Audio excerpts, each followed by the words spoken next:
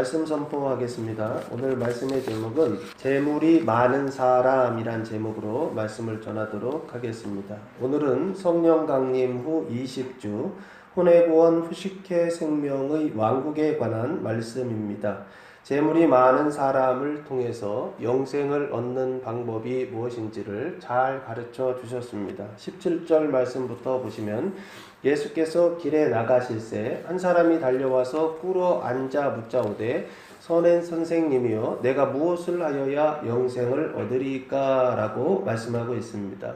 예수께서 길에 나가실새 라고 말씀하고 있어요. 이 길은 10장 32절 말씀에 보시면 예루살렘으로 올라가는 길에 예수께서 그들 앞에 서서 가시는데 그들이 놀라고 따르는 자들은 두려워하더라. 이에 다시 12제자를 데리시고 자기가 당할 일을 말씀하여 이르시되 이 당할 일이 죽으시고 부활하실 일이에요. 그래서 지금 어디를 향해 가시느냐면 예루살렘을 향해 가셨다라고 하는 것입니다. 그 예루살렘으로 올라가는 길, 그 길은 인자의 죽음과 부활의 길이요 후식회 생명의 왕국 영생의 그 길에 나가셨다라고 그렇게 말씀하고 있습니다.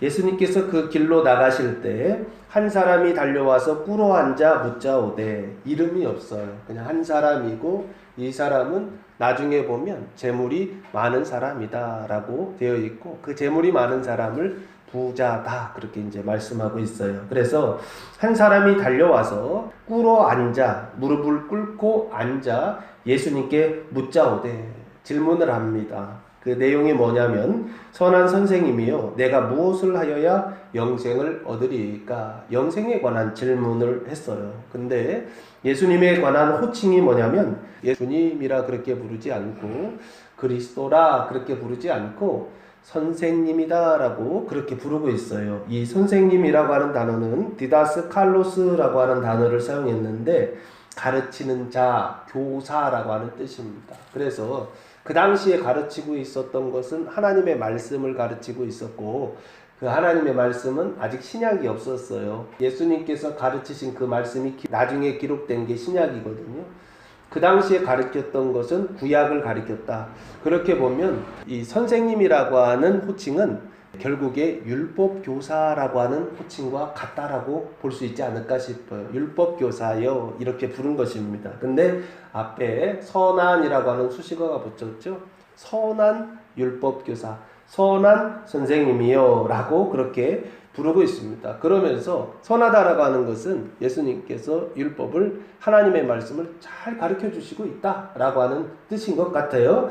내가 무엇을 하여야 영생을 얻으리까? 라고 하는 질문을 합니다. 여기 보시면 이 영생을 물어요. 내가 무엇을 해야 영생을 얻을 수 있습니까? 이 영생이라고 하는 단어는 아이오니오스라고 하는 단어와 조에라고 하는 단어의 합성어입니다. 그래서 아이오니오스가 영원한이라고 하는 뜻이고 조에라고 하는 단어가 생명이란 뜻입니다. 그래서 영원한 생명을 영생이라고 번역을 해놨습니다. 그 영원한 생명, 영생을 얻을 수 있습니까? 라고 그렇게 물어요. 이 얻다라고 하는 단어가 중요합니다. 쿨레로노메오라고 하는 단어를 사용했는데 뜻은 상속자가 되다, 후사가 되다라고 하는 깊은 뜻을 가지고 있더라고요. 그러니까 영생을 얻는 것인데 그 영생은 어떻게 얻는 것이냐? 상속자가 되어서 얻는 것이에요. 그리고 후사가 되어서 얻는 거예요. 그러니까 부모가 계시고 그 부모의 상속을 누가 받아요? 자녀들이 받잖아요. 그 자녀로서 받는 것이 영생이다 라고 지금 그렇게 설명을 하고 있어요. 그래서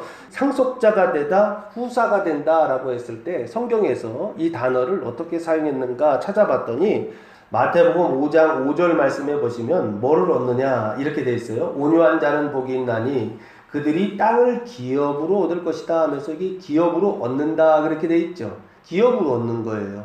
유업으로 받고 기업으로 얻는 거 이것을 지금 영생을 얻는다 할 때 그 단어를 쓰는데 뭐를 얻냐면 땅을 기업으로 얻는다 라고 쓰여져 있죠. 그리고 두 번째 25장 34절 말씀해 보시면 그때의 임금이 그 오른편에 있는 자들에게 이르시되 내 아버지께 복을 받을 자들이여 나와 창세로부터 너희를 위하여 예비된 나라를 상속받으라 라고 말씀하고 있죠. 여기도 상속이죠. 근데 무엇을 상속받죠? 예비된 나라를 상속받으라 라고 그렇게 말씀하고 있죠. 땅을 상속받고 예비된 나라를 상속받고, 그 땅과 예비된 나라를 사도 바울은 갈라디아서 5장 21절에서 이렇게 말씀하고 있습니다. 투기와 술 취함과 방탕함과 또 그와 같은 것들이라. 전에 너희에게 경계한 것 같이 경계하노니 이런 일을 하는 자들은 하나님의 나라를 유업으로 받지 못할 것이요 라고 하면서 지금 하나님의 나라를 말하고 있죠. 이런 일들을 하는 사람들은 하나님의 나라를 유업으로 받지 못한다. 그러니까 유업이라고 하는 것은 땅이나 나라나, 특별히 그 나라도 하나님의 나라를 유업으로 받지 못한다 하면서 유업으로 받는다라고 하는 게 결국엔 하나님의 나라를 유업으로 받는다는 거예요. 그런데 그 하나님의 나라 중에서도 무엇을 유업으로 받는 것이냐면 요한계시록 20장 6절 말씀해 보시면 이 첫째 부활에 참여하는 자들은 복이 있고 거룩하도다. 둘째 사망이 그들을 다스리는 권세가 없고 도리어 그들이 하나님과 그리스도의 제사장이 되어 1000년 동안 그리스도와 더불어 왕노릇하리라 라고 말씀하고 있죠. 그러면서 이 1000년 동안 왕노릇하는 것을 천년왕국이라 그렇게 부르거든요. 그 천년왕국을 지금 뭐라고 말씀하고 있느냐면 영생을 유업으로 얻을 것이다 라고 하는 표현으로 성경에 기록되어 있다는 것입니다. 영생을 얻는다는 게 뭐냐라고 했을 때 사도 요한은 계시를 보고 그것을 뭐라고 표현하고 있느냐면 천년왕국, 그리스도와 더불어 1000년 동안 왕노릇하는 천년왕국을 얻을 것이다 라고 하는 것을 사도 요한이 말씀하고 있더라는 거예요. 그래서 이 천년왕국에 대한 언약이 구약에 언약되어 있을 텐데 어디에 언약되어 있을까라고 했을 때 저는 역대상 다윗의 통치로부터 말라기를 통해서 예언이 성취되는 세례 요한의 그 끝까지, 예수님 오시는 그때까지가 다윗부터 예수님 오시는 그때까지가 1000년이거든요. 그래서 이 천년왕국이라고 하는 게 구약에 언약되어 있는데 그 1000년이 무엇일까 했을 때 다윗부터 예수 그리스도의 오시는 그 끝날까지 그 1000년의 기간을 언약하고 있는 게 아닌가. 그래서 다윗은 역대상 10장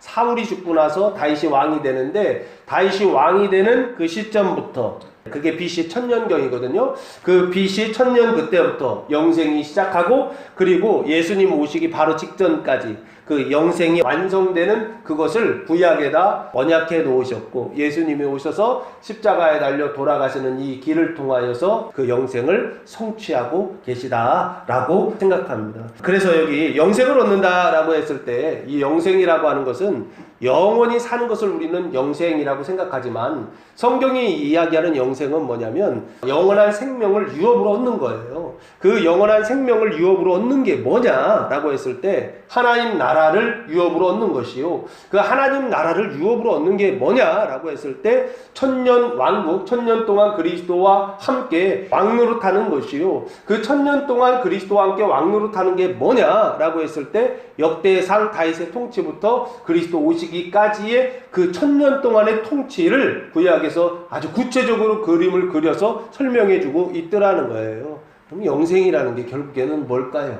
영생은 나의 구원을 넘어서 이제는 너희의 구원, 형제의 구원을 위하여, 이웃의 구원을 위하여서 형제의 사망을 씻고 그 형제의 발을 씻어서 형제들이 구원을 받고 그래서 그 사람들이 생명 안으로 들어오는 것, 이것을 영생이라고 성경은 말하고 있는 게 아닌가 싶습니다. 그래서 한 사람이 예수님께 와서 질문합니다. 내가 무엇을 하여야 영생을 얻을 수 있습니까? 라고 그렇게 질문을 해요. 근데 문제는 이 질문이 아주 잘못됐어요.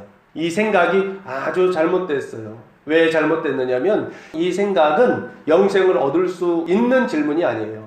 이 생각 때문에 영생을 얻지 못하고 이 질문 때문에 영생을 얻을 수가 없어요. 그래서 이 질문은 잘못됐다라고 그렇게 말할 수가 있어요. 이 18절 말씀부터 보시면 예수께서 이르시되 두 가지를 대답합니다. 네가 어찌하여 나를 선하다 일컫느냐? 하나님 한 분 외에는 선한 이가 없느니라 라고 말씀하셨어요. 그러면서 첫 번째 질문에 대한 대답이죠. 선한 선생님이요에 대한 질문이에요. 거기에 대해서 예수님은 네가 어찌하여 나를 선하다 일컫느냐 라고 대답하셨어요. 이 나는 누구입니까? 예수님을 이야기하고 있어요. 그 예수님은 선하다, 선하지 않다. 나를 선하다 일컫느냐 이 얘기는 선하지 않다라고 하는 반문처럼 들리죠. 문자적으로 보면 그래요. 그러나 여기엔 더 깊은 뜻이 있습니다. 뭐냐면 진짜 나는 선하신 것이죠. 진짜 예수님은 선하신 것이죠. 죄가 없으신 분이다 라고 히브리서에 기록하고 있어요. 그러면 왜 예수님은 어찌하여 나를 선하다 일컫느냐 라고 말했을까 라고 했을 때 네가 생각하는 나는 선하지 않다는 거예요. 지금 나 하나님의 아들인 나 그리스도인 나는 선한 사람인데 네가 생각하는 나는 선하지 않다는 거예요. 이 사람이 생각하는 나 네가 선하다라고 생각하는 나는 그러니까 나 자체가 선하지 않다 이게 아니고 네가 나라고 생각하는 그 나는 선하지 않다라고 예수님께서 지금 말씀하고 있는 거예요. 다시 말하면 네가 말하는 선은 네가 생각하는 선은 반대로 되어 있죠. 악하다 그 얘기입니다. 그러면 네가 생각하는 선이 악하다고 한다면 네가 말하는 선도 악한 것이죠. 그리고 네가 행동하는 그 악한 생각을 따라서 행동하는 그 선행도 악행이 된다 그 얘기죠. 지금 예수님이 그 얘기를 하고 계시는 거예요. 네가 어찌하여 나를 선하다 일컫느냐라고 하는 것은 내가 선하지 않다 그 얘기가 아니라 네가 생각하는 나 네가 생각하는 선, 네가 생각하는 선한 말, 네가 생각하는 선한 행동이라고 하는 그 모든 것들이 다 잘못되었다라고 하는 걸 예수님이 가르쳐주고 있는 것입니다. 그러면서 누구만이 선하다? 하나님 한 분 외에는 선한 이가 없느니라 라고 말씀하고 있어요. 그 하나님을 우리 기독교는 어떤 하나님을 고백하느냐면 성부와 성자와 성령 삼위일체의 하나님을 고백하고 있어요. 그러면 당연히 우리가 고백하는 교회가 고백하는 성자 예수 그리스도는 선하다 선하지 않다 선하신 분이시죠. 왜? 하나님이시기 때문에 그래요. 그러나 이 사람이 생각하는 예수, 이 사람이 생각하는 인자, 이 사람이 생각하는 선한 교사라고 하는 선생님 정도의 이 상태는 선하지 않다라고 아주 분명하게 못을 바꿔서 말씀하고 있더라는 거예요. 그러면 지금 여기 중요한 주제가 하나 나오는데 하나님 한 분 외에는 선한 힘이 없다 했을 때 성부 하나님, 성자 하나님, 성령 하나님, 삼위일체의 하나님만이 선하다라고 하는 얘기를 하셨던 거예요. 이 얘기는 무슨 얘기입니까? 누가 진짜 하나님이냐라고 하는 것을 아주 분명하게 예수님께서 가르쳐주고 있다라고 하는 거예요. 진짜 하나님이 누구냐? 누가 진짜 하나님이냐? 우리가 하나님을 믿는다고 하고 교회를 다니고 열심히 하나님을 섬긴다고 하는데 우리가 믿는 하나님이 진짜냐? 네가 섬기는 하나님이 진짜냐? 라고 하는 것을 지금 예수님이 말하고 있다고요.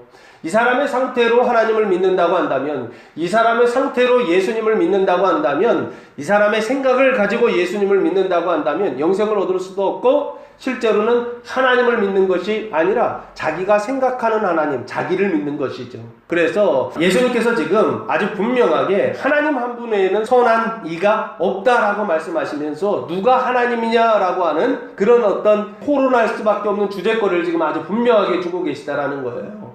누가 하나님이냐? 누가 진짜 하나님이냐? 라고 했을 때 오늘 본문이 계속 말하고 있는 바가 그거예요. 마가복음 8장 31절 말씀해 보시면 이게 하나님이다 라고 이렇게 설명하고 있는 거예요.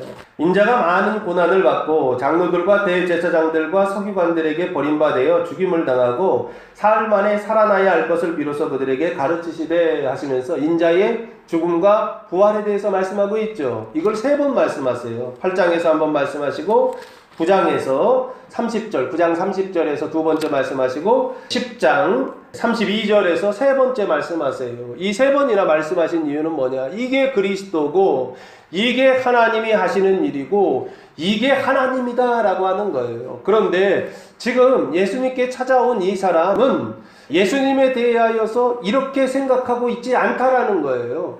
예수님이 생각하는 것처럼 이게 하나님이다라고 하는 걸 예수는 분명히 알고 있었는데 이 사람은 무엇이 하나님인지 무엇이 그리스도인지 무엇이 선한 것인지 모르는 상태로 자기가 선하다라고 생각하는 것을 선하다라고 생각하고 자기가 선하다라고 생각하는 것을 선한 말이다라고 생각하고 자기가 선하다라고 생각하는 것을 행동할 때 선행이라고 생각하는 그런 상태에 머물러 있더라는 것이죠. 그때 예수님 말씀하시는 거예요. 아니다라는 것이죠. 너의 선은 선이 아니요 악이요.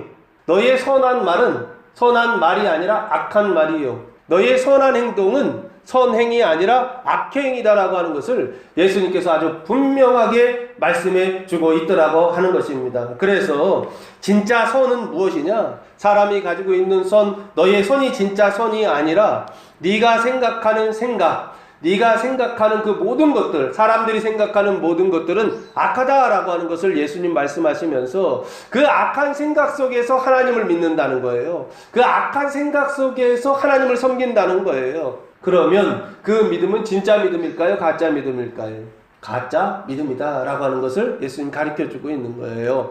왜 이 얘기를 하는지 아십니까? 내가 무엇을 하여야 영생을 얻을 수 있습니까? 라고 하는 이런 생각을 이 사람이 가지고 있더라는 거예요. 근데 이 생각이 영생을 얻는데 방해가 되고 이 생각 때문에 영생을 얻지 못하게 하더라는 거예요. 왜 그렇습니까? 그 뒤에 19절 말씀해 보시면 네가 계명을 안 하니 살인하지 말라, 간음하지 말라, 도둑질하지 말라, 거짓 증언하지 말라, 속여 빼앗지 말라, 내 부모를 공경하라 하였느니라 라고 말씀하고 있어요. 그러면서 예수님께서 두 번째 대답을 하시죠. 두 번째 주제는 뭔가요? 계명에 대해서 말씀하세요. 네가 계명을 안다라고 하는 거예요. 이 얘기는 이 사람이 하나님의 계명, 그 십계명을 안다는 거예요. 그 십계명을 안다라고 하는 것은 율법을 안다라고 하는 뜻이에요. 나중에 보면 내가 다 지켰다 하니까 이 사람은 하나님의 계명에 대해서 철저한 사람, 하나님의 말씀에 대하여서 철저하게 십계명을 지켰던 사람이다라고 유추할 수 있어요. 이런 사람들이 그 당시엔 누구예요? 바리새인들이에요. 이 사람이 지금 예수님께서 예루살렘을 향해서 막 가고 계시거든요. 근데 그 갈릴리와 유대 그 경계를 지나서 유대 지방으로 들어가세요. 그러면 이 사람이 갈릴리 쪽에서 뒤쪽에서 예수님을 쫓아와서 앞에 엎드려서 예수님께 질문한 것일까? 아니면 예루살렘 쪽에서 달려 나와서 예수님께 무릎 꿇고 질문한 것일까? 이렇게 생각했을 때 어느 쪽이 더 가까울까? 뒤에 나오는 내용을 보니까 유대인이요 계명을 알고 그 계명을 십계명을 철저히 지켰다, 완전히 어렸을 때부터 지켰다라고 하는 대답을 보면서 이 사람은 예루살렘 쪽에서 오는 것이 더 맞겠다라고 저는 그렇게 결론을 내렸어요. 그래서 지금 네가 계명을 안다, 십계명을 안다는 거예요. 그런데 그 십계명의 내용을 좀 볼 필요가 있어요. 살인하지 말라, 이거 몇 계명이죠? 6계명. 간음하지 말라, 7계명. 도둑질하지 말라, 8계명. 거짓 증언하지 말라, 9계명. 속여 빼앗지 말라, 이게 10계명이에요. 10계명. 예, 10번째 계명이에요. 그리고 나서 하나가 더 들어가죠. 내 부모를 공경하라. 몇 계명이에요? 순서가 바뀌었어요. 6, 7, 8, 9, 10, 5로 갔어요. 5로. 그렇죠? 그래서 네가 계명을 안 하니 하면서 6, 7, 8, 9, 10, 5 계명을 안 하니 하면서 이렇게 하였느니라 라고 말씀하고 있어요. 하면서 예수님께서 이 사람에게 두 번째 계명을 말씀하고 있죠. 그 이유는 뭘까요? 계명으로 대답하시는 이유는 뭘까요? 네가 계명을 안다, 네가 계명을 잘 지켰다 안 지켰다 이거 확인하려고 물어보셨을까요? 저는 그렇게 생각하지 않아요.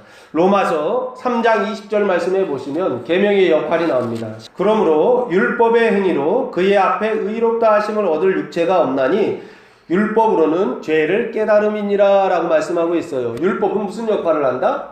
죄를 깨닫게 하는 역할을 한다는 거예요. 죄를 이긴다 못 이긴다? 못 이긴다는 거예요. 죄를 씻는다 못 씻는다? 못 씻어요. 속죄할 수 있는 능력이 없어요. 다만 율법을 통하여 기준이 있기 때문에 이러면 의로운 것이고 이러면 불의한 것이다 라고 하는 기준을 세우는 것이기 때문에 그걸 보고서 어떻다라는 거예요? 아, 내가 율법을 지키지 못할 어떤 것들을 보면서 내가 불의하구나, 그래서 내가 죄인이구나, 이걸 깨달으라고 주신 것이 율법이다. 죄를 이길 수는 없어요. 다만 율법을 통하여 무엇을 할 수 있느냐면 죄를 깨달을 수는 있다. 그 깨닫는 수단으로서 율법, 구약이 존재하는 어떤 것입니다. 그런데 예수님께서 지금 대답하실 때 계명을 말씀하시는 이유는 뭐냐? 그렇다고 한다면 아, 죄를 깨달으라고 이 말씀을 하셨던 것이구나, 이렇게 생각할 수가 있어요. 그리고 나서 그 죄를 깨닫는 그것을 통하여서 사람이 무엇을 해서는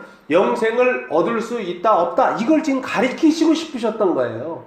내가 누구인지를 깨닫고 나면, 내가 죄인이다라고 하는 것을 율법을 통해서 깨닫고 나면 죄인이 무엇을 해서 영생을 얻을 수 있다라고 하는 그 생각 자체가 잘못됐다라고 하는 것을 예수님께서 가르쳐주고 싶으셨던 거예요. 그런데 이 사람은 이 대답에 대하여서 뭐라고 응답하냐면 그가 여짜오되 20절 선생님이여 이것은 내가 어려서부터 다 지켰나이다 라고 그렇게 대답하고 있어요. 이 얘기는 이 사람이 예수님의 대답을 정확히 알아들었다 못 알아들었다? 못 알아들은 거예요. 문자적으로만 알아들은 것이죠. 지켰느냐 안 지켰느냐 이걸로만 알아들인 거예요. 그래 나 지켰는데요 이런 것이죠. 이렇게 대답했던 거예요. 그래서 19절에 있는 10가지 계명 중에서 5, 6, 7, 8, 9, 10 6가지 계명만 말씀하신 이유가 있어요.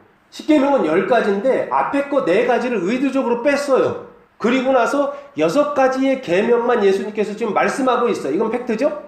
그럼 그렇게 말씀하신 이유가 뭐냐는 거예요. 첫 번째 1, 2, 3, 4 계명은 보통 하나님 사랑에 관한 하나님에 관한 계명이에요. 그래서 1계명부터 4계명까지는 하나님 사랑에 관한 계명이요. 5계명부터 10번째 계명까지는 다른 사람에 대한 계명이에요. 그래서 이것을 이웃사랑에 대한 계명이다. 예수님께서 그래서 율법과 선지자의 강령이 뭡니까? 그랬을 때 하나님 사랑과 이웃사랑 이것이 구약의 총체다. 전부다. 라고 그렇게 대답해 주셨던 거예요. 아, 10계명도 둘로 나눠지는구나. 1계명부터 4계명은 하나님 사랑에 대한 계명이고 5계명부터 10계명은 이웃사랑에 대한 계명인데 지금 예수님은 이웃사랑에 대한 계명만을 이 사람에게 두 번째로 대답하고 있더라는 거예요. 왜 그렇게 하셨을까요? 저는 이 10계명을 볼 때 하나님 사랑과 이웃 사랑이다라고 그렇게 보지만 이 하나님 사랑은 결국에 뭐냐라고 했을 때 이게 나의 구원입니다.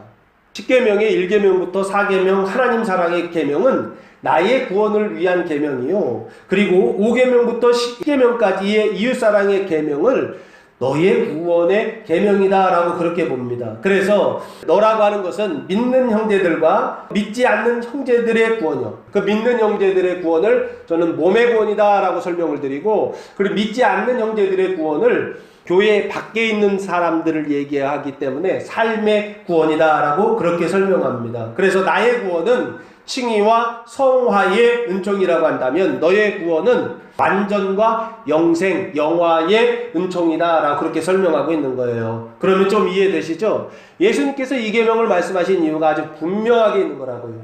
5계명부터 10계명만 말씀하신 이유는 뭐냐라고 했을 때 오늘 본문 말씀의 주제가 무엇인지를 아주 정확히 아셨다는 거예요.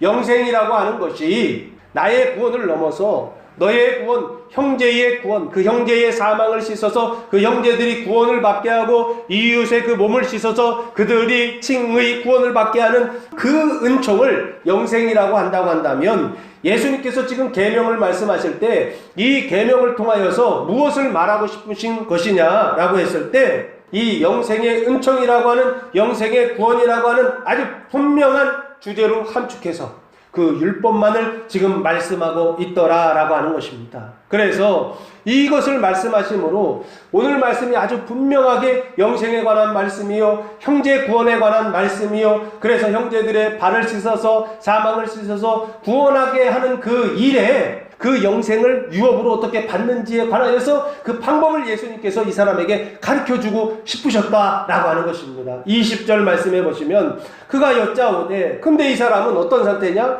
선생님이여 이것은 내가 어려서부터 다 지켰나이다. 이런 상태다라는 거예요. 죄를 깨달으라고 말씀하시고 그리고 너의 상태를 통하여서 영생을 받을 수 없다라고 하는 것을 아주 분명하게 말씀하시기 위하여서 이 말씀을 하셨는데 이 사람은 그것을 어떻게 받았냐면 내가 다 지켰다는 거예요. 언제부터요?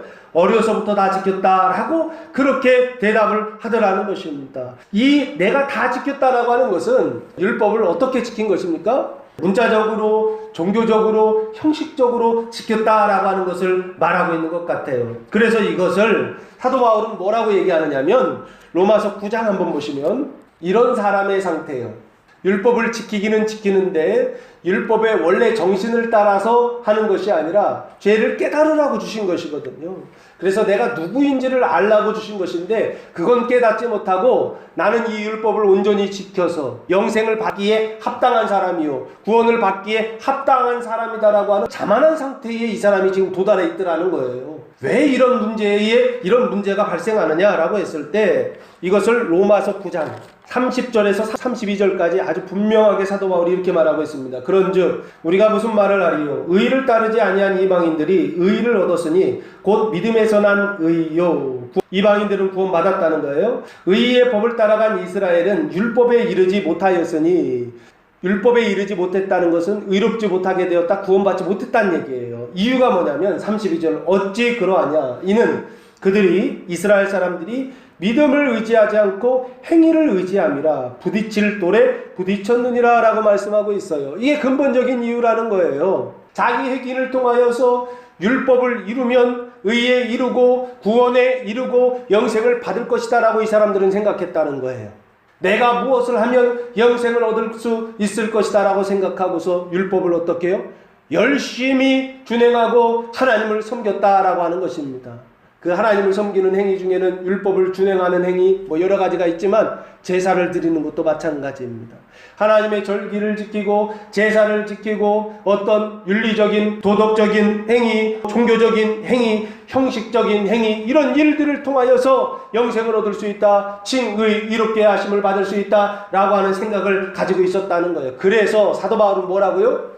의롭다 하심을 받지 못했다, 의에 도달하지 못했다, 율법에 도달하지 못했다라고 하는 것입니다. 원래 율법에 도달할 때에는 그 율법을 지켜서 도달하는 것이 아니라 율법을 지키지 못하는 나를 깨닫고 나는 죄인이구나, 나는 할 수 없구나, 나는 nothing, 아무것도 나의 구원을 위해서 이룰 수 있는 것이 없구나 라고 하는 생각을 가지라고, 그것을 깨달으라고 율법을 주셨는데, 이스라엘 사람들은 오히려 그 율법을 통하여서 의에 이르지 못하고 구원에 이르지 못하는 그런 방법으로 율법을 사용하고 있더라 라고 하는 것입니다. 오늘 예수님께 와서 질문한 이 사람, 꿇어 엎드려서 질문하는 이 사람도 동일한 문제를 가지고 있더라는 거예요. 영생을 얻어서 그 영생을 통하여 형제들을 구원하는 이 일에 쓰임받는 사람이 되어야 하는데, 실제로는 그러지 못하고 자기 죄를 깨닫지 못하고 여전히 내가 무엇을 할 수 있다라고 하는 그 생각 속에 사로잡혀서, 그래서 예수님께 아주 당당하게 자만하게 내가 이 모든 계명들을 어려서부터 지켰습니다 라고 대답하더라는 거예요.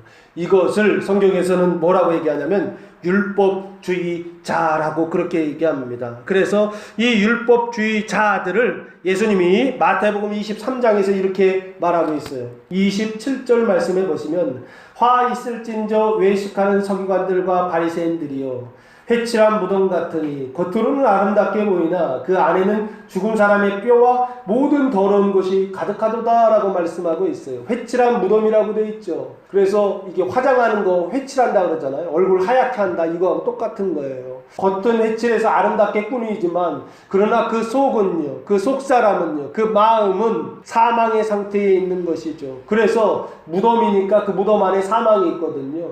그래서 썩어 부패하여 있는 어떤 이런 상태를 지금 바리새인들에게 예수님께 화 있을진저 저주하시면서 말씀하고 있는 것입니다. 오늘 본문에 등장하는 이 사람도 회칠한 무덤 상태에 외식하는 그런 상태에 있더라는 거예요. 율법을 처음부터 끝까지 사람들 볼 때, 자기가 생각할 때도 철저하게 어려서부터 다 지키는 그런 교육을 받고 그런 생각을 가지고 하나님께 선택받은 백성으로서 살았다라고 하는 것입니다. 그런데 하나님은 그거 문제 있다라고 지금 대답하시는 거예요. 그런 신앙을 가지고서는, 그런 믿음을 가지고서는 영생을 유업으로 얻을 수 없다라고 아주 분명하게 말하더라는 것입니다. 이게 이 사람이 가지고 있었던 신앙적인 병입니다. 누가복음 11장 44절 말씀해 보시면, 가장 큰 문제는 뭐냐? 화 있을진저 너희여, 너희는 평토장한 무덤 같아서 그 위를 밟는 사람이 알지 못하는도다 라고 말씀하고 있어요. 이 얘기는 무슨 얘기입니까? 그 무덤을 밟고 있는 사람들이, 그 무덤을 밟고 지나가는 사람들이, 그래서 구원을 받아야 되고 천국에 들어가야 될 사람들이 알지 못하여서 천국에 들어가지 못하고, 심지어 이 사람 자체들도, 바리새인들도 천국에 들어가지 못하는, 자기도 천국에 들어가지 못하고 다른 사람들도 그 사람을 통하여서 천국에 들어가야 되는데 들어가지 못하게 하는 그 일을 하고 있더라는 거예요. 이게 문제죠. 병이 있어요. 근데 그 병이 문제가 되는 이유는 뭡니까? 관리가 되지 않아서 문제 아닌가요? 병이 있어요. 근데 그 병이 일찍 발견되면 얼마든지 치료하고 수술할 수 있지 않습니까? 그런데 그 병이 키워서 병원에 가면 손을 쓸 수 없을 정도의 상태 속에서 병원에 가면 내가 병에 걸렸다는 것을 알지 못한 상태로 계속 살다가 손을 쓸 수 없을 정도까지 가면, 그때 병원 가면 진료를 받는다고 해서 어떤 처방을 받을 수가 있나요? 없죠. 이게 문제인 거예요. 병이 문제가 아니라 병을 관리하지 못하는 게 문제인 거예요. 병이 문제가 아니라 병을 치료할 수 없는 상태까지 가는 게 문제인 것이죠. 그게 결국에는 뭡니까?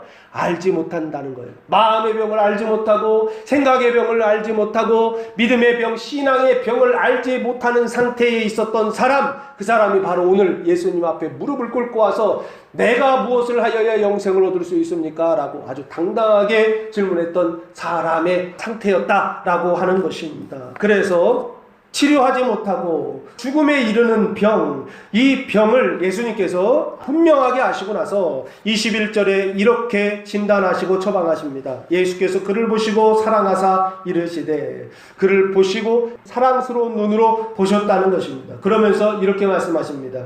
네가 아직도 한 가지 부족한 것이 있으니 가서 내게 있는 것을 다 팔아 가난한 자들에게 주라. 그리하면 하늘에서 보화가 내게 있으리라. 그리고 와서 나를 따르라 하시니라고 대답을 하세요. 보통 우리 같으면 내가 어려서부터 다 지켰나이다 이렇게 대답하면 꿀먹은 벙어리가 될 거예요.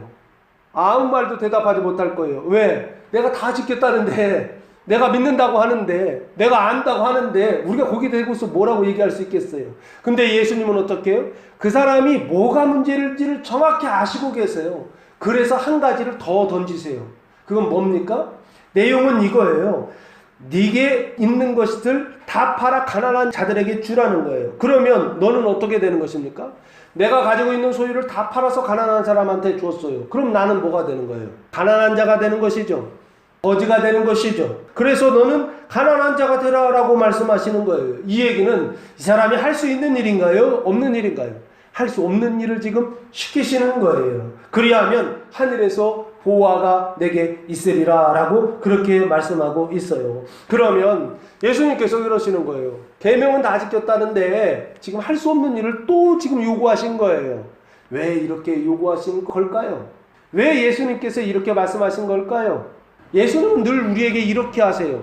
그래서 우리를 늘 흔들어 놓으세요. 왜 이렇게 하시느냐? 고린도서 1장 9절 말씀해 보시면 사도 바울이 이렇게 대답하고 있습니다. 우리는 우리 자신이 사형 선고를 받은 줄 알았으니 이는 우리로 자기를 의지하지 말고 오직 죽은 자를 다시 살리시는 하나님만 의지하게 하심이라. 하나님만 의지하게 하시려고 사형 선고를 받은 것과 같은 상황 속에서 복음을 전하게 하셨다. 지금 그 얘기예요. 사도 바울이 놀다가 이런 일을 겪었다 이 얘기가 아니에요. 하나님의 일을 하다가, 복음 전하는 일을 하다가, 선교하는 일을 하다가, 다른 사람 구원하기 위하여 하나님의 일을 하고 있는데 하나님은 사도 바울을 사형 선고를 받는 그런 상황까지, 그런 현실까지 데리고 가시더라는 거예요. 근데 사도 바울이 거기서 깨달아요. 뭘 깨달았다고요? 하나님이 하시는 거구나. 하나님이 하시는데 어떻게? 일부러 하시는구나. 왜 이렇게 하시느냐? 사람을 의지하지 않고 자기를 의지하지 말고 누구만 의지하게 하시려고? 하나님만 의지하게 하시려고 사형 선고를 받았다라고 하는 그런 생각, 그런 현실 속에 자기를 데려가시라, 집어 넣으시더라 라고 하는 것을 깨달았다라고 하는 것입니다. 지금 그거예요. 이 사람이 할 수 없는 일을 예수님께서 요구하고 계시다고요. 왜 그렇게 요구하시느냐? 하나님만 의지하게 하시려고요. 구약에도 한번 그런 적이 있었던, 하나님이 100세이었던 아브라함에게 아들을 바치라 라고 말씀하지 않습니까? 이삭을 바치라 라고 말씀하지 않아요? 창세기 22장에 이삭 번제, 하나님께 번제를 바치라고 하셨을 때 이삭 번제의 결론이, 나중에 변론에 보면 바치니까 안 받으시잖아요. 그 얘기는 받으려고 그 얘기 하신 거 아니다라는 것이죠. 시험하시려고 하나님께서 바치라, 번제로 바치라 그렇게 얘기하신 것이죠. 그러면 왜 그렇게 하셨느냐? 이게 핵심이에요. 하나님이 오직 하나님 자신만 의지하게 하시려고 아브라함에게 그렇게 시험하시고, 그리고 나서 복을 주시죠. 그 얘기는 무슨 얘기입니까? 하나님의 시험은 생명의 복을 주시기 위한 수단이 된다. 찬스가 된다라고 하는 걸 창세기 22장에서 말씀하고 있어요. 그래서 믿는 자들에게 고난이 있어요. 그 고난은 무엇을 위한 것이냐라고 했을 때 하나님이 우리에게 은총을 주시기 위하여, 구원을 주시기 위하여, 축복을 주시기 위한 수단으로서 시험을 사용하실 때가 있다라고 하는 것입니다. 특별히 오늘 거는 뭐냐면 칭의중생하는 그런 시험이 아니에요. 이제는 영생하는, 하나님 나라에 들어가는 그 은총, 그 구원을 주시기 위한 주제로 오늘 말씀이 진행되고 있다라고 하는 것입니다. 그래서 사람을 의지하지 말고, 자기를 의지하지 말고, 자기 행위를 의지하지 말고, 자기 생각을 의지하지 말고, 누구만 의지하게 하시려고? 하나님만 의지하게 하시고, 하나님의 생각만 의지하게 하시고, 하나님의 행위만을 의지하게 하시려고 하나님이 이 일을 요구하더라라고 하는 것입니다. 우리가 볼 때에 좀 무리한 요구일 수가 있어요. 우리 현실에서 하나님이 직접 오셔서 계시로 지금 다 바쳐라 라고 그렇게 얘기하신다고 한다면 어떻게 하시겠어요? 지금 그런 상황인 거예요. 지금 이 사람에게 예수님께서 말씀하시는 거예요. 내게 있는 것을 다 팔아. 아니 50%만 팔아라, 조금만 팔아라가 아니에요. 10%만 팔라는 게 아니라 다 팔라는 거예요. 모든 걸 다 버리라 라고 하는 뜻이에요. 다 팔아서 가난한 자들에게 주고, 그리하면 하늘에서 보화가 내게 있으리라 그랬어요. 이 하늘이라고 하는 단어가 우라노스예요. 그러면 눈에 보이지 않는 하늘이에요. 그 하늘에서 보화는 뭐냐면 데사우로스라고 하는 단어인데 저축, 보물이라고 하는 뜻입니다. 이 보물이 뭘까? 하늘에서 보화가 있다 할 때 진짜 이 보화는 뭐냐라고 했을 때 금이나 음이나 보석이나 다이아몬드 이런 보화를 얘기할까요? 이런 거 눈으로 볼 때에는 이게 메시지가 되기는 해요. 그러나 실제는 뭘 얘기하느냐면 디모데후서 4장 8절 말씀해 보시면 이런 말씀이 나옵니다. 이제 후로는 나를 위하여 의의 면류관이 예비되었으므로 주 곧 의로우신 재판장이 그날에 내게 주실 것이며 내게만 아니라 주의 나타나심을 사모하는 모든 자에게도니라 라고 말씀하고 있죠. 여기 의의 면류관이라고 되어 있죠. 지금 예수님께서 말씀하시는 하늘의 보화는 면류관을 말하는 것이에요. 근데 무슨 면류관이냐면 의의 면류관을 보아라, 하늘에서 보화가 내게 있을 것이다 라고 말씀하고 있습니다. 그리고 야고보서 1장 12절 말씀해 보시면 조금 다른 면류관이 하나 더 나와요. 시험을 참는 자는 복이 있나니 이는 시련을 견디어낸 자가 주께서 자기를 사랑하는 자들에게 약속하신 생명의 면류관을 얻을 것이기 때문이라 라고 말씀하고 있죠. 여기 보면은 두 번째 면류관이 나오죠. 생명의 면류관이요. 그럼 여기 보화는 뭐냐라고 했을 때 면류관인데 의의 면류관, 생명의 면류관이라고 말하고 있다. 그럼 이 면류관이 뭘까요? 면류관은 왕이 정복을 입었을 때 머리에 쓰는 관을 면류관이라고 그럽니다. 이 면류관을 성경에서는 누구를 지칭하느냐면 데살로니가 전서 2장 19절 말씀해 보시면 우리의 소망이나 기쁨이나 자랑의 면류관이 무엇이냐? 면류관 나오죠? 그가 강림하실 때에 우리 주 예수 앞에 너희가 아니냐 하면서 너희가 면류관이다 라고 그렇게 말씀하고 있죠. 그리고 예수 앞에 있는 너희가 면류관이다 라고 말하고 있고 빌립보서 4장 1절 말씀해 보시면 그러므로 나의 사랑하고 사모하는 형제들, 나의 기쁨이요 면류관인 사랑하는 자들아, 이와 같이 주 안에 서라 하면서 나의 사랑하고 사모하는 형제들이라고 되어 있죠. 이 형제들이 나의 기쁨이요 나의 면류관이에요. 누가? 나의 형제들이요. 그 형제들이 누굽니까? 빌립보니까 빌립보 교회 성도들을 얘기하는 것이죠. 결국에 이 하늘에서 보화가 있다라고 하는 것은 예수 앞에 있는 형제들, 그리고 나의 믿음의 자녀들을 말하는 것입니다. 그래서 하늘에 보화가 있다라고 하는 것도 아주 정확하게 무엇을 얘기하고 있느냐라고 했을 때 영생을 유업으로 받는 자들에게 주시는 하나님의 선물이 무엇인지를 예수님께서 아주 분명하게 말씀하고 있더라는 것입니다. 그리고 와서 나를 따르라 하시니 라고 말씀하고 있어요. 그리스도를 따르라, 그리스도를 따라 살아라 라고 말씀하고 있습니다. 이 그리고 와서 라고 하는 것은 결국에 네가 가지고 있는 모든 것을 다 팔아서 가난한 자들에게 주고 다 버리고서 나를 따르라 라고 그렇게 말씀하고 있어요. 그 얘기는 결국에는 자기 생각을 버리라는 것입니다. 자기 말이나 자기 행동을 버리라는 것입니다. 그 자기가 창세기 3장 아담과 하와가 타락한 이후에 어떤 상태가 되었느냐면 뱀의 종노릇 상태, 그 죄와 사망의 종로로 타는 상태가 되었어요. 그래서 자기를 따르는 것을 버리라라고 하는 것은 뱀을 따라 살지 말라라고 하는 것입니다. 그 뱀을 따라 살지 말고 그리고 와서 나를 따르라라고 예수님께서 말씀하고 있더라라고 하는 것입니다. 자기를 따르는 그 자기의 생각을 다 버리고 그리고 와서라고 하는 것을 사도 바울은 뭐라고 말씀하고 있느냐면 로마서 7장 24절 말씀해 보시면 오라 나는 공고한 사람이로다 이 사망의 몸에서 누가 나를 건져내랴라고 말씀하고 있어요. 이 공고한 사람이라고 말씀하고 있죠. 나는 공고하다라는 거예요. 공고하는 것은 구원받지 못해서 공고한 것이 아닙니다. 이미 6장에서 그 거룩함에 이르고 이제는 영생을 향해 나아가라라고 말씀하고 있어요. 마지막이 영생이고 그 영생을 받는 자가 되라 라고 말씀하고 있어요. 그래서 8장에는 영생을 받아요.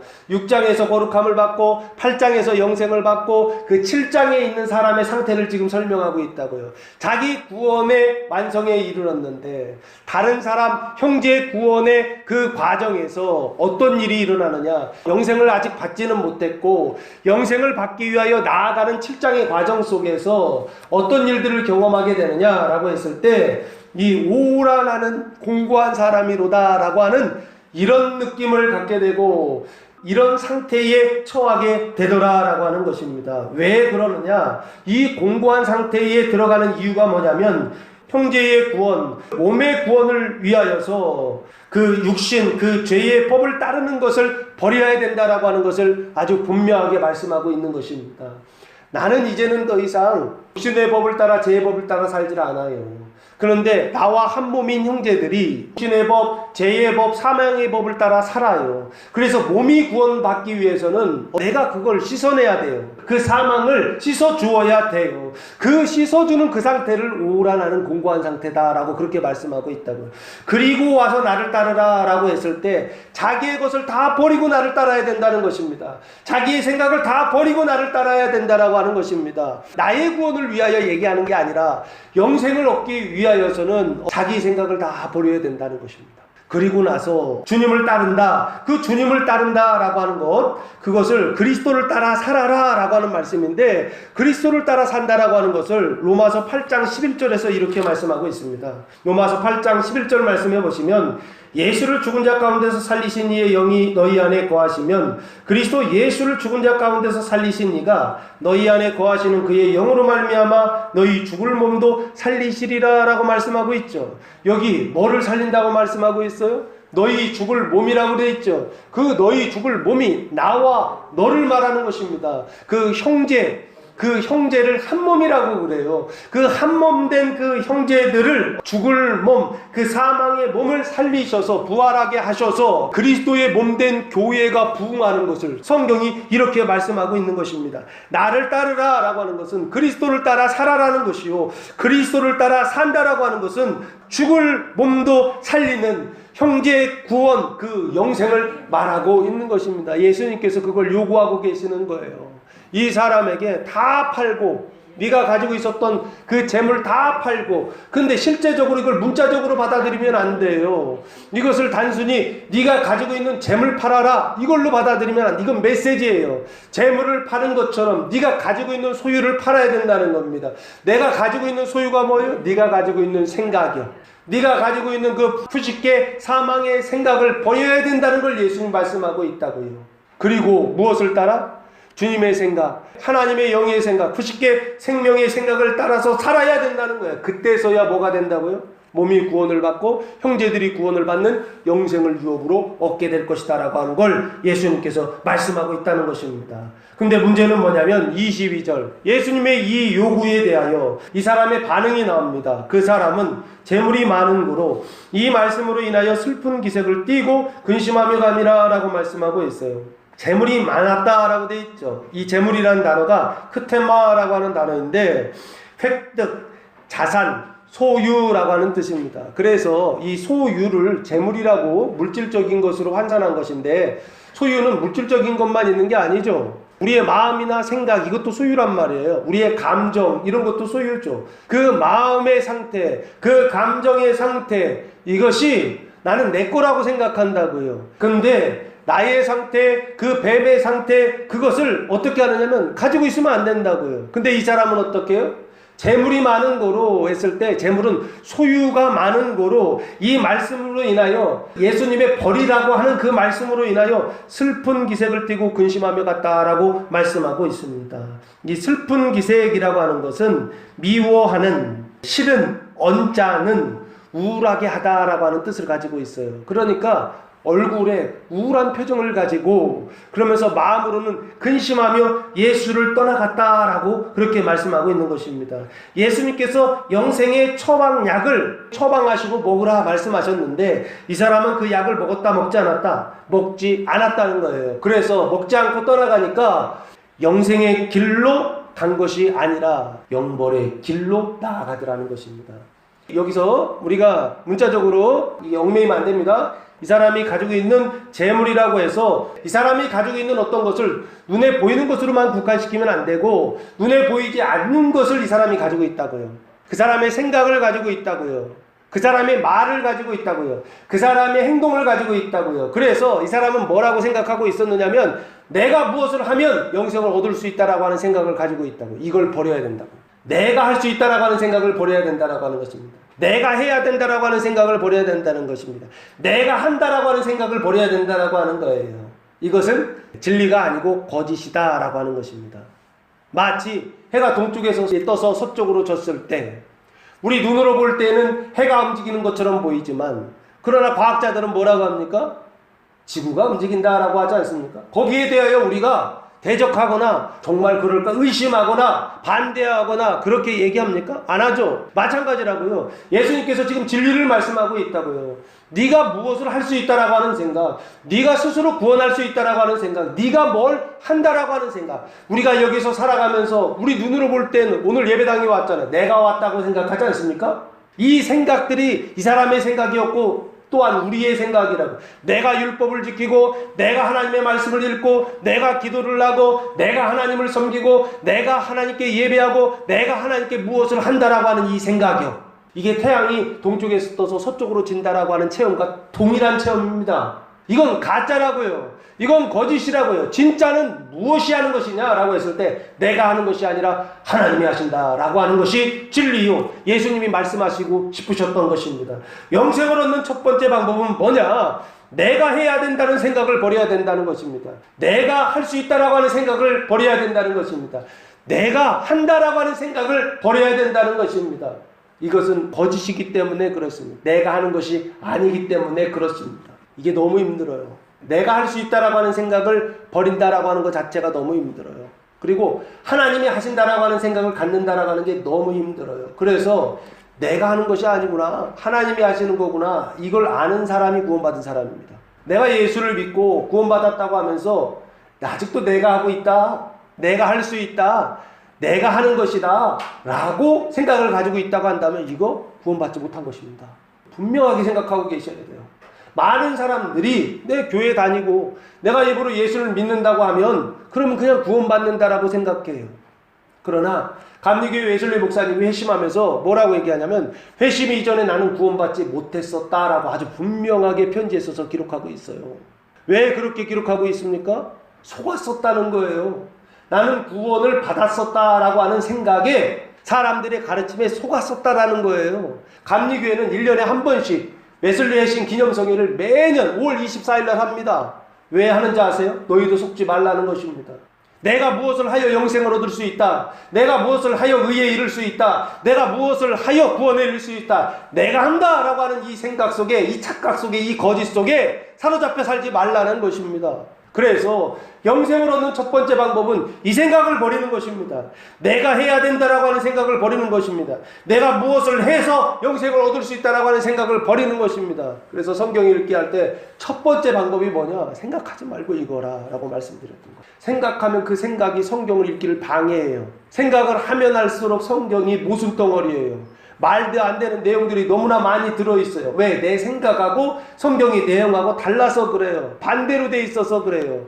그런데 어느 순간부터 성경이 믿어지기 시작하고 이게 진짜이구나 라고 하는 것이 받아들이기 시작할 때, 그때 이 사람이 구원받은 거예요. 받아들여지기 시작할 때 이 사람 안에 은총이 부어지기 시작하는 것입니다. 그것을 완전히 받아서, 그래서 확신하게 되었을 때 이 사람이 구원받았다라고 하는 걸 아주 분명하게 알 수가 있습니다. 그래서 성도들이 항상 그래요. 아직 내가 알 수 있다라고 하는 생각이요. 자기 눈에 보이는 대로 생각하고 자기 귀에 들리는 대로 생각하고 똑같이 보고 듣는 대로 말하는 다른 사람들의 그 생각을 듣고서 내가 그걸 그대로 받아들여서 그게 옳구나 라고 생각하면서 이 세상을 살아가고 이게 의롭게 되고 이게 구원을 받고 이게 행복하게 되고 이게 영생을 얻는 길이구나, 이걸 통하여서 우리 가정이 행복하게 되고 이것을 통하여서 형제들이 구원받을 수 있구나 라고 하는 생각을 가지고 있다고 한다면 이거 거짓이고 이거 가짜라고 절대 구원받지 못합니다. 이 생각을 버리는 것, 그것이 바로 영생을 얻는 첫 번째 방법이다 라고 예수님 가르쳐주고 있습니다.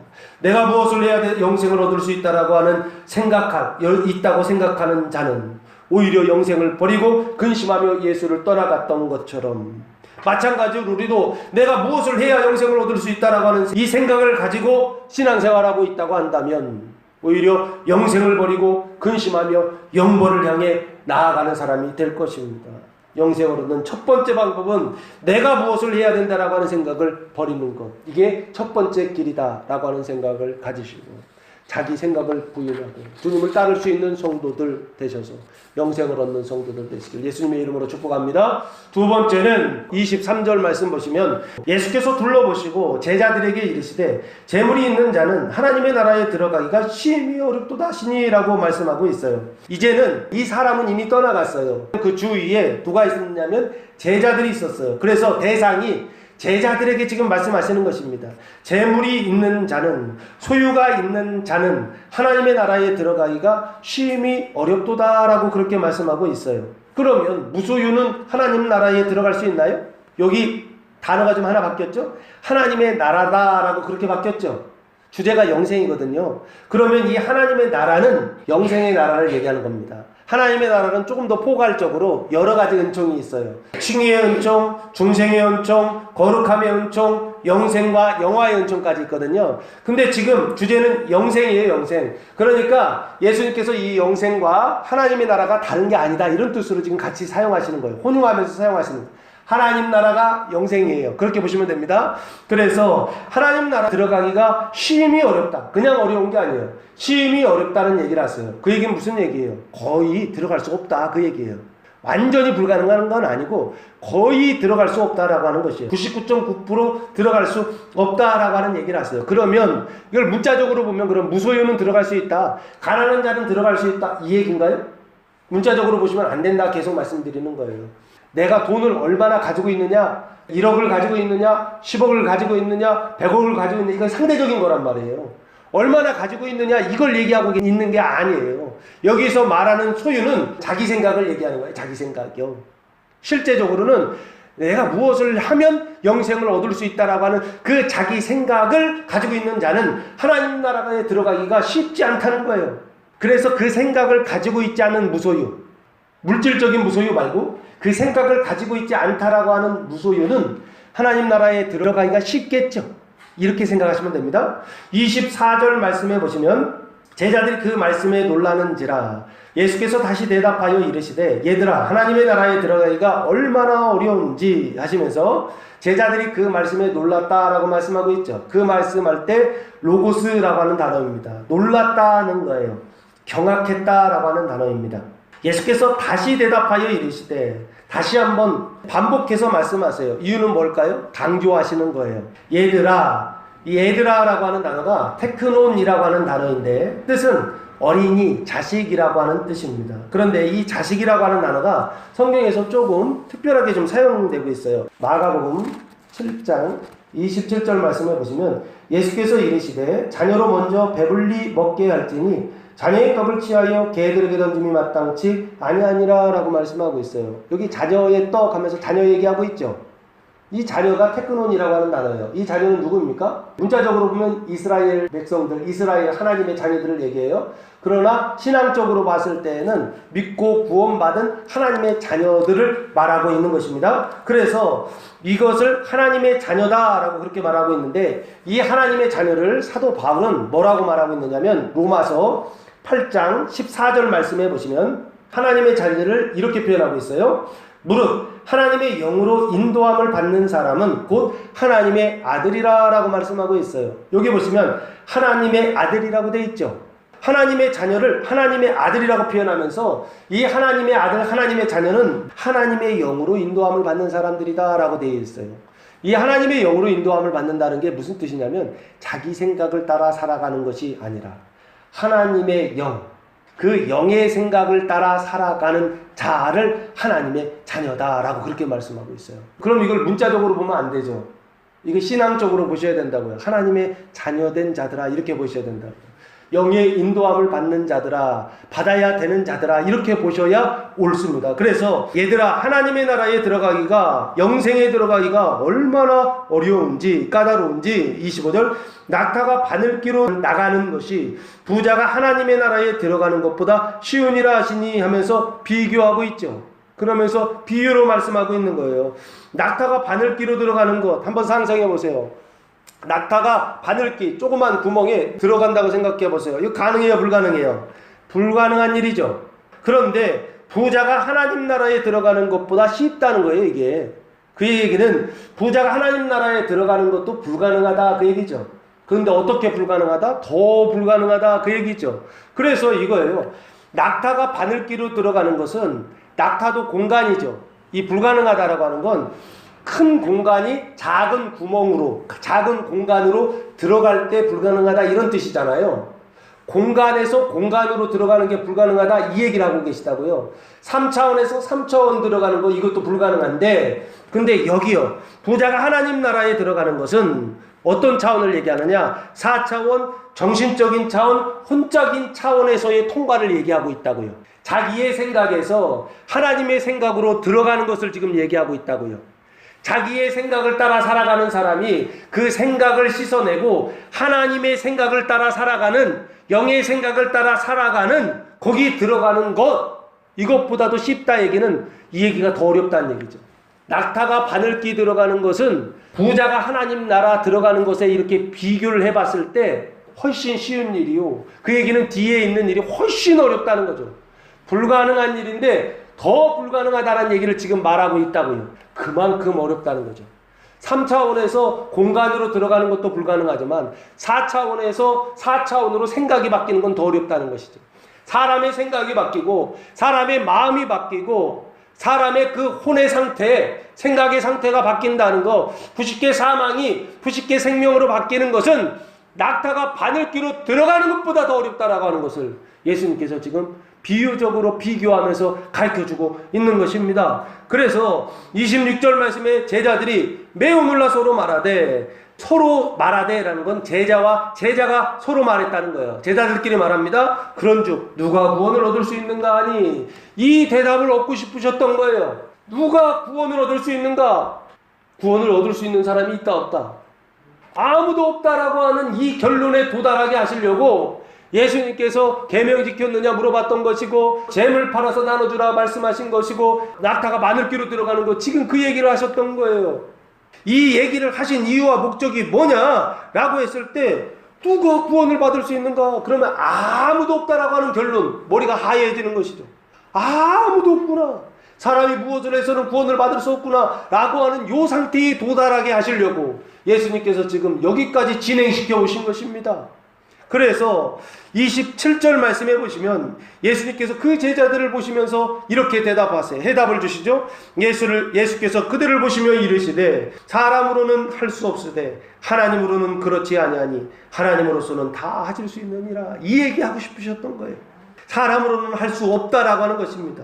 이 할 수 없다라는 단어가 뒤나 토스라고 하는 단어를 사용했는데, 아자가 들어가면 부정, 낫이에요. 노, 할 수 없다는 거예요. 능력 없다는 것이죠. 무력하다, 불가하다는 거예요. 그래서 사람으로서는 할 수 없다라고 하는 거예요. 그러나 하나님은 그렇지 아니하니, 하나님은 어떻다? 다 하실 수 있느니라 라고 말씀하고 있어요. 이 27절은 오늘 본문 맨 첫 절인 17절 말씀에 대한 대답으로서 예수님께서 27절에 대답하고 있는 것입니다. 내가 무엇을 해야 영생을 얻을 수 있습니까?에 대한 대답이죠. 아까 그 부자 그 사람에게는 재물을 팔고 그리고 나를 따르라 이런 말씀을 통해서 이 말씀하신 거예요. 사람은 할 수 없다. 율법을 통해서는 할 수 없다. 사람이 자기 자신을 구원할 수 없다. 사람이 무엇을 해서 구원할 수 없다. 이걸 가르치셨다고 한다면 제자들에게는 그 뜻을 아주 분명하게 말씀하고 있죠.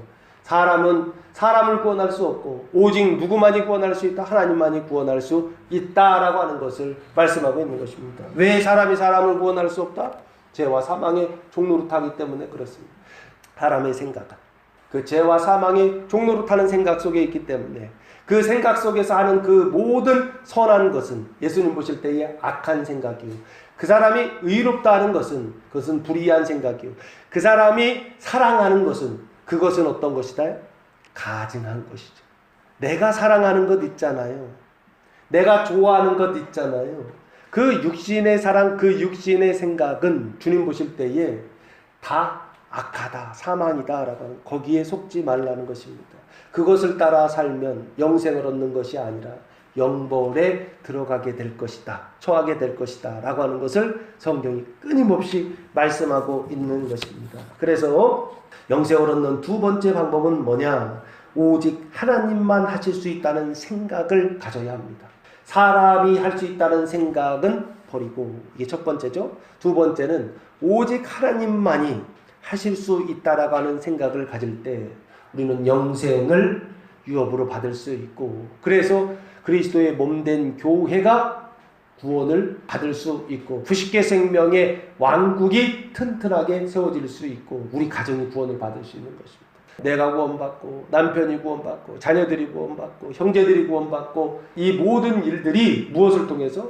내가 할 수 있다라고 하는 생각을 버리고 내가 해야 된다라고 하는 생각을 버리고 내가 한다는 생각을 버리고 하나님만이 하실 수 있다는 생각, 하나님이 하셔야만 한다는 생각, 하나님이 하신다라고 하는 생각을 가지고 살아갈 때 영생을 유업으로 얻을 수 있다는 것입니다. 세 번째는 28절 말씀해 보시면 베드로가 여자와 이르되 보소서 우리가 모든 것을 버리고 주를 따랐나이다 라고 말씀하고 있습니다. 베드로가 예수님의 이 말씀을 듣고 나니까 예수님께 이렇게 대답하세요. 우리가 모든 것을 버리고 주를 따랐나이다. 제자들이 모든 것을 버렸다 그랬죠. 뭐를 버렸어요? 마가복음 1장 18절 말씀해 보시면 시몬과 안드레가 버린 것입니다. 곧 그물을 버려두고 따르니라 라고 말씀하고 있죠. 뭐를 버려요? 그물을 버렸다라고 말씀하고 있죠. 그리고 마가복음 1장 20절 말씀해 보시면 곧 부르시니 그 아버지 세베대를 품꾼들과 함께 배에 버려두고 예수를 따라가니라. 그러니까 앞에서 베드로는 그물을 버리고 그리고 야고보와 요한은 뭐를 버리고 있어요? 아버지와 그물을 버리고 라고 되어 있죠. 두 가지를 버린 거예요. 아버지와 그물을 버리고 누구를 따랐다? 주를. 이 주라고 하는 단어가 의역이에요. 원어에는 소이라고 하는 대명사를 사용했어요. 당신을 이란 뜻이에요. 영어로는 you라는 단어인데요. 당신을 따랐나이다. 우리가 모든 것을 버리고 당신을 따랐나이다. 이것은 표징이요. 메시지를 전달하기 위한 수단입니다. 우리가 우리의 모든 것을 버리고 우리의 생각을 버리고 우리의 감정을 버리고 우리의 이성과 감성과 의지라고 하는 것이 육신의 이성과 감성과 의지를 얘기하는 거예요. 죄와 사망의 종노릇하는 이성과 감성과 의지를 얘기하는 거예요. 이게 구원을 받으면 그리스도의 이성과 감성과 의지로 바뀌어요. 이성과 감성과 의지가 없어진다는 게 아니라 육신의 이 푸시케가 영의 푸시케, 생명의 푸시케로 바뀐다는 뜻이에요. 그러면 예수 믿으면 이성적인 작용하지 말라 이런 뜻이 아니라고요. 그리스도의 이성으로 생각하라고요. 그리스도의 감성으로 느끼라고요. 이 세상에서의 우리의 느낌은 어떤 느낌이에요? 괜히 퍼지는 상태, 육신의 상태, 이걸 가지고 있으면 안 된다고요. 자기 육신의 그 감정을 따라 살아가면 이 세상에서의 우리의 그 느낌이 항상 어떤 상태냐면 사망의 상태, 슬픔과 근심의 상태라고. 늘 기쁘지 않아요. 아무리 좋은 집에서 살아도, 아무리 좋은 차를 타고 다니고, 아무리 좋은 수유를 가지고 있다, 그 잠깐이야, 잠깐이에요. 그래서 여기 다 버리고 주를 따랐나이다 했을 때 예수님이 이렇게 대답하십니다. 예수께서 이르시되 내가 진실로 너희에게 이르노니 나 복음을 위하여 집이나 형제나 자매나 어머니나 아버지나 자식이나 전토를 벌인 자는 현세에 있어 집과 형제와 자매와 어머니와 자식과 전토를 100배나 받되 박해를 겸하여 받고 내세의 영생을 받지 못할 자가 없느니라 라고 대답하세요. 여기 29절 진실로 그랬죠. 아멘이라는 뜻입니다. 네, 중요하다는 얘기죠. 너희에게 이르노니 모든 것을 버리고 주를 따랐던 제자들에게 이르노니 나와 복음을 위하여 7가지를 버리는 겁니다. 집이나 형제나 자매나 어머니나 아버지나 자식이나 전토를 벌인 자라고 그렇게 말씀하고 있어요. 이 전토라고 하는 것은 논과 밭이라고 하는 뜻입니다. 전토를 벌인 자는 그래서 7가지를 버리는 거예요. 첫째는 집이죠. 그림을 그려보면 집이 있죠. 집을 버리고, 그리고 집에 누가 있어요? 형제와 자매가 있죠. 그리고 어머니와 아버지 있죠. 관계들 있죠. 그리고 자식들이니까 아들과 딸 이렇게 놓고 보고, 그리고 나서 전토, 집 바깥에, 전토는 집 밖에 있는 거죠. 집과 집 안에 있는 것과 집 바깥에 있는 것, 자기가 가지고 있는 그 모든 소유를 다 버린 자는 지금 그 얘기를 하는 것입니다. 30절 현세에 있어 집과, 여기서 다른 점은 한 가지가 빠져요. 집과 형제와 자매와 어머니와 아버지가 지금 빠져요. 아버지가 빠져 있어요. 자식과 전토를 100배나 받는다 라고 되어 있어요.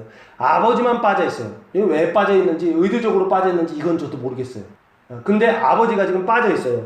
그래서 6가지를 100배나 받는다는 것이에요. 100배나 받는데, 지금 이게 문자적으로 이걸 보시면서 집 버려야 되고, 형제 버려야 되고, 자매 버리고, 어머니, 아버지, 자식, 전토를 버린다. 이거 문자적으로 이것을 해석하면 우리가 그걸 다 버려야 된다 이렇게 얘기된다고요. 예수님이 지금 그걸 얘기하시는 거냐 했을 때, 그럼 우리도 다 버려야 돼요. 근데 그걸 얘기하는 게 아니에요. 실제적으로는 다른 걸 뭔가를 얘기하고 있어요. 눈에 보이는 것을 버리는 것을 통하여서 눈에 보이지 않는 것을 버려야 된다는 이 얘기를 하고 싶으셨던 거예요. 30절 현세에 있어, 여기 좀 어려운 단어들이 좀 나옵니다. 현세라고 하는 단어인데, 이 현세라고 하는 단어는 후토스라고 하는 대명사예요. 그것 이런 뜻이에요. 이것, 그것, 이 사람, 그 사람 이란 뜻이거든요. 그리고 세자라고 하는 단어가 카이로스예요. 그러니까 여기서 현세라고 하는 건 이 시간을 얘기하는 거예요. 이 시간, 현세에 있어서 집과 형제와 자매와 어머니와 자식과 전토를 100배나 받는다. 이 얘기는 무슨 얘기냐면 그 버린 시간을 얘기하는 거예요. 버린 그 시간에 100배나 받는다라고 그렇게 말씀하고 있어요. 그 이 100배나 받는다라고 하는 것은 지금 100배를 받는다라고 그렇게 말씀하고 있죠. 근데 어떻게 박해를 겸하여 받고 내세의 영생을 받지 못할 자가 없다라고 아주 분명하게 말씀하시죠. 100배나 받는다라고 했을 때 이 100배나 받는 얘기가 구약에 언약돼 있죠. 어디에 언약돼 있습니까? 욥기 42장 한번 보시면 100배를 받지는 않아요. 그러나 배를 받는 장면이 나옵니다. 욥기 42장 10절 말씀해 보시면 욥이 그의 친구들을 위하여 기도할 때 여호와께서 욥의 공경을 돌이키시고 여호와께서 욥에게 이전 모든 소유보다 갑절이나 주신지라 하면서 갑절을 얘기하고 있죠. 지금 같은 상황이에요. 같은 상황인데 구약에서는 갑절의 열매를 받는다라고 그렇게 말하고 있고, 지금 예수님 시대에는 100배를 받는다라고 지금 예수님께서 말씀하고 있어요. 이 100배라고 하는 것을, 그 열매를 받는다라고 하는 것을 성경에서는 뭐라고 말씀하고 있느냐? 예수님이 말씀하세요. 어디에서 얘기하시냐면 씨 뿌리는 자 비유에서 나오세요. 3번인데 마태복음 13장 23절 보시면 좋은 땅에 뿌려졌다는 것은 말씀을 듣고 깨닫는 자니 결실하여 어떤 것은 100배, 어떤 것은 60배, 어떤 것은 30배가 되느니라 하시니라 하면서 100배를 얘기하죠. 예수님이 100배 얘기하시는 건 이것밖에 없어요. 씨 뿌리는 자의 비유에서 깨닫는 자는 결실하여서 100배의 결실을 한다. 지금 그 얘기를 하고 있다고요. 깨닫는 자 100배의 결실한다 그렇게 돼 있죠. 하나님의 말씀이 좋은 땅에 뿌려졌는데, 좋은 땅에 하나님의 말씀이 뿌려졌는데 그 말씀을 깨닫는 자는 100배의 결실을 한다. 지금 그 얘기를 하고 있죠. 열매를 맺는다 얘기한다고요. 근데 비슷하게 마가복음 4장 20절 보면 조금 달라요. 좋은 땅에 뿌려졌다는 것은 곧 말씀을 듣고 받아 30배나 60배나 100배의 결실을 하는 자니라 하면서 말씀을 듣고 받는다라고 돼 있죠. 하나님의 말씀을 듣고 받아서 결실하는 자다라고 얘기하고 있다고요. 100배로 받는다라고 하는 것은 결실하는 거예요. 근데 무엇을 결실하는 거냐면 하나님의 말씀을 받아서 결실하는 거예요. 그러면 하나님의 말씀을 받아서 결실하는 게 뭐냐고요.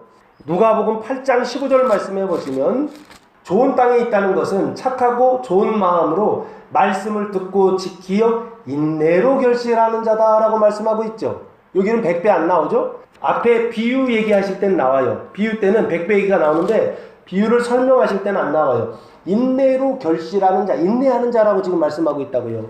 그 얘기는 다시 얘기하면 이거예요. 100배를 맞는다라고 하는 것은 무엇을 얘기하느냐? 좋은 땅에 말씀이 뿌려져서 그 말씀을 어떻게 해요? 깨달아서 받아들여서 인내로 결실하는 것을 지금 100배라고 말씀하고 있다고요. 그 얘기는 무슨 얘기입니까? 앞에 있었던 자기가 가지고 있었던 소유, 자기가 가지고 있었던 집의 생각, 형제나 자매들의 생각, 아버지나 어머니로부터 온 생각, 자식이나 전토로부터 오는 집 안에서의 생각과 집 밖에서의 그 모든 생각들을 버린 자는 그 현세에 있어서 100배를 받는다는 거예요.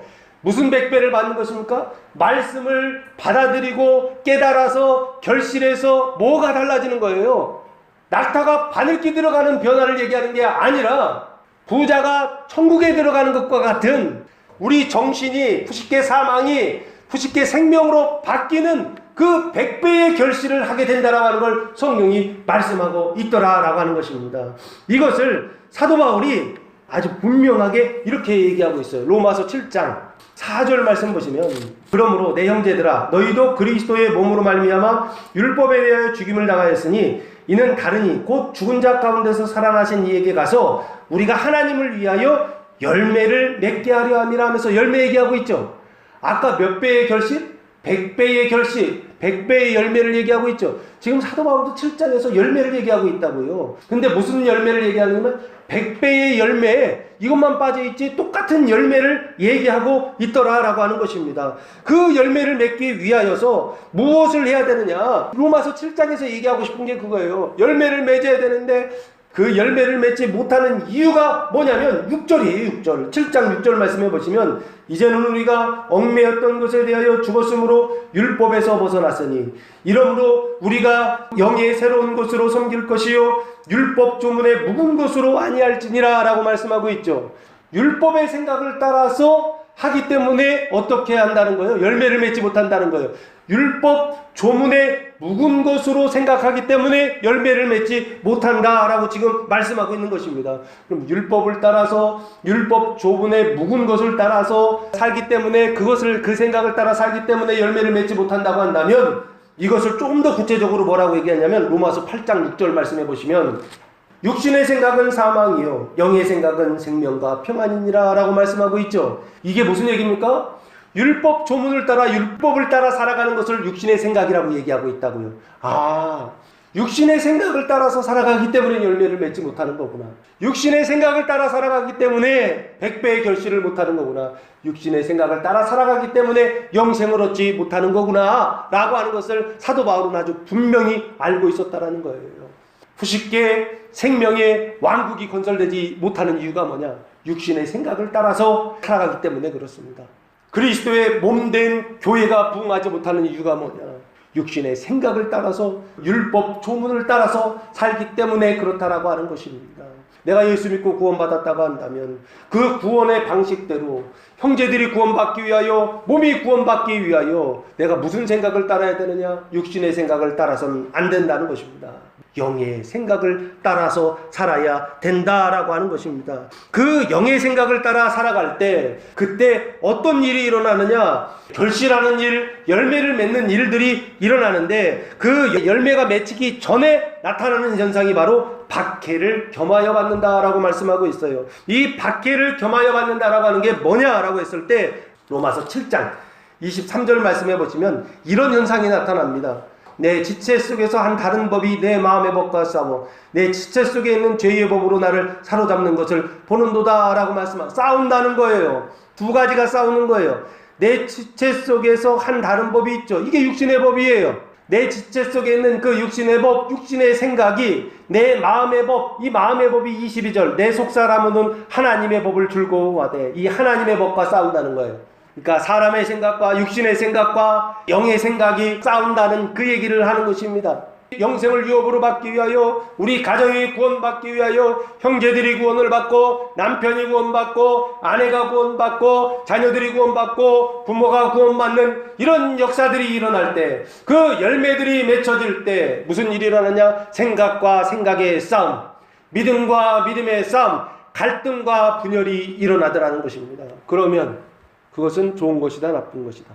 이 싸움은 해야 된다, 하지 말아야 된다. 우리는 안 하려고 그러죠. 교회 다니면 뭔가 평화로워야 되고, 싸우지 말아야 되고, 온유해야 되고, 부드럽게 이야기해야 된다라고 그렇게 생각한다고요. 그게 영의 생각일까요? 50%는 맞아요. 성령을 따라서 그렇게 할 때도 있어요. 그러나 형제들이 구원받을 때, 부식계 사망과 만났을 때는 분쟁하고 싸울 수밖에 없다고요. 그래서 예수님이 그런 얘기도 하시지 않습니까? 내가 이 세상에 온 이유가 뭔지 아느냐? 불화하게 하려 합니다. 아들이 아버지와 부활하고, 아버지가 아들과, 딸이 어머니와, 어머니와 딸이, 며느리와 시어머니와 부화하게 하시려고 예수님 오셨다라고 그런 얘기 하지 않습니까? 싸우게 하시려고 오셨다라고 말씀하잖아요. 그 싸움은 무슨 싸움이냐? 생명을 위한 치료의 싸움이요, 구원을 위한 싸움이다라는 거예요. 하나님 나라에 들어가게 하시려고. 이 사람 엄마는 영생의 은총을 받고 자녀들은 칭의 중생하여 그 나라에 들어가게 하시려고 박해를 겸하여 받게 하신다라는 것입니다. 고난받는 것이죠. 나와 가까웠던 사람들, 친했던 사람들과 생각의 싸움, 그리고 말싸움이 막 일어나는 것입니다. 하나님의 법과 죄의 법이 충돌하는 것입니다. 육신의 생각과 자기의 생각이 부딪히는 것입니다. 그래서 7장 24절에 보면 사도 바울이 이렇게 오라 나는 곤고한 사람이로다. 이 사망의 몸에서 누가 나를 구원하랴 라고 그렇게 말씀하고 있는 것입니다. 싸우다 보면 공고한 상태가 되는 거예요. 괴로운 상태가 되는 것입니다. 나 하고 싶지 않은데, 나 이렇게 하고 싶지 않은데, 이렇게 신앙생활하고 싶지 않은데 라고 하는 생각이 들어요. 그때 속지 마시라고요. 그 싸움을 멈추지 마시라고요. 100배의 결실을 할 때까지, 사망의 생각이 생명의 생각으로 바뀔 때까지 그 싸움으로 계속해 나가야 된다. 승리하는 자, 이기는 자 될 때까지, 그 싸움이 종결될 때까지, 그래서 그 사람이 온전하게 구원을 받을 수 있을 때까지 오라 나는 공고한 상태다 라고 하는 이 상태 속에서 우리가 살아가야 되는 것입니다. 그래야 교회가 부흥하고, 그래야 가정이 구원받고, 그래야 형제들이 구원을 받는 것입니다. 그래서 영생을 유업으로 받는다라고 하는 것은 무엇을 말하는 것이냐라고 했을 때, 바로 박해를 경험하여 받는 자들을 통하여 하나님께서 주시는 은총이다라고 하는 것입니다. 내세에 영생을 받지 못할 자가 없다라고 말씀하셨는데, 이 내세라고 하는 단어는 에르코마이라고 하는 단어와 아이온이라고 하는 단어인데, 이걸 내세라고 번역을 해놨어요. 영생을 받지 못할 자가 없다라고 그렇게 말씀하고 있어요. 이게 원래는 불교 용어예요. 현세도 불교 용어고 내세도 불교 용어인데, 제가 찾아봤어요. 이 현세와 내세가 뭐냐. 불교의 세계관인데, 불교의 세계관은 3세라고 하는 세계관을 가지고 있어요. 전세, 현세, 그리고 내세라고 하는 이 세계관을 가지고 있어요. 그런데 전세는 태어나기 전에, 전생이라고 그러죠. 전세라고 그러고, 우리가 태어나서 여기 살 때는 현세라고 그러고, 그리고 죽은 뒤에 오는 세상이 있죠. 다음에 오는 세상, 이걸 내세라고 그래요. 그런데 이게 미래의 세상, 사후의 세상이라고 하는 그런 뜻을 가지고 있어요. 그런데 이것을 문자적으로 보면 그런 뜻이에요. 눈으로 보는 것으로 이렇게 보면 내가 태어나기 이전과 태어나서 죽을 때까지와 죽은 다음에 이렇게 구분이 돼요. 그런데 이것을 정신적인 차원에서, 신앙적인 차원에서 4차원적으로 들어가서 보면 죽음이라고 하는 단어가 물리적인 죽음을 이야기하는 것이 아니라고 한다면 현세나 내세라고 하는 단어를 사용할 수가 있어요. 현세나 내세가 불교적인 용어인데 기독교적인 용어로 완전하게 적합하진 않아요. 근데 의미에 있어서는 적합한 부분이 있어요. 그것이 무엇이냐면, 여기 내세에라고 하는 단어가 육체적으로 죽은 이후에 영생을 받지 못할 자가 없다라고 해석하는 것이 아니라, 똑같이 내세가 죽음 뒤에 올 다음 세상이거든요. 근데 이 죽음이 푸시케 사망의 죽음이라고 한다면, 열매를 맺어서, 그래서 공고한 상태에 있는 사람이 그 공고한 상태 속에서 괴로워하는 그 전쟁을 통하여 열매를 맺어서 100배의 결실을 한 그 이후의 세상이라고 한다면, 그러면 이게 내세라고 하는 단어를 사용해도 돼요. 눈에 보이는 죽음, 육체적인 죽음, 물리적인 죽음을 얘기하는 게 아니라 자기 생각의 죽음을 이야기한다고 한다면, 이 푸시케 혼의 생각의 죽음을 이야기한다면 내세라고 하는 단어가 저는 적합하다고 생각해요. 그러면 이 내세를 볼 때 우리 교인들은 죽은 다음에 오는 세상을 내세라고 보는 게 아니고 푸시케 사망 자기 생각이 죽은 다음에 오는 세상이구나. 그러면 그건 이 세상 여기서도 가능한 거죠. 오늘 이 시간부터도 가능한 것이죠. 오늘 이 시간에 자기의 생각이 죽고 육신의 생각을 버리고 하나님의 생각을 따라 살겠습니다라고 하는 그게 시작될 때, 그 은총이 시작될 때, 그때부터는 내세가 시작되는 거죠. 그래서 이게 형제들이 구원받을 때, 그리스도의 몸된 교회가 구원받을 때 나타나는 현상을, 그 과정을 이렇게 쫙 서술하고 있구나, 이렇게 보시면 돼요.